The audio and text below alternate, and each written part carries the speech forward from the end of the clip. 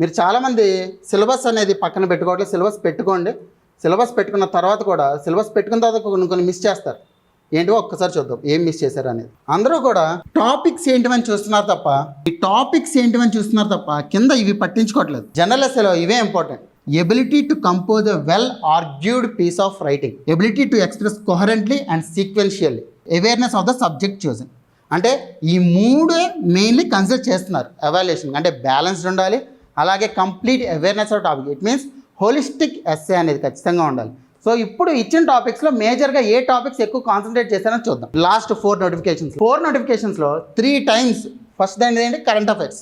So first section ఏంటిది current affairs ఏంటిది environment concentrate చేశారు, ఎకానమీ టాపిక్ కాన్సన్ట్రేట్ చేశారు. సో కరెంట్ అఫైర్స్ అంటే వేరే ఏవో చాలా ఎక్కువ ప్రిపేర్ అవ్వాల్సిన అవసరం లేదు.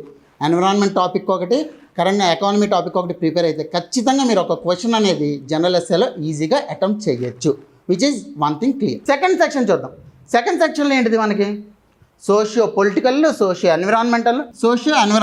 ఒక్కసారి ఇది చూడండి. జెండర్ ఈక్వాలిటీ 2 times ఇచ్చాడు, వాటర్ కన్జర్వేషన్ 2 times ఇచ్చాడు. అంటే మెయిన్లీ మీకు ఏంటిది సోషియో పొలిటికల్ కాన్సన్ట్రేట్ చేస్తున్నాడు అండ్ సోషియో ఎన్విరాన్మెంటల్ కాన్సన్ట్రేట్ చేస్తున్నాడు. సోషియో ఎన్విరాన్మెంటల్, వాటర్ కన్జర్వేషన్ ఇచ్చాడు. ఈసారి ఏముంటుంది పొల్యూషన్ మీద ఉంటుంది.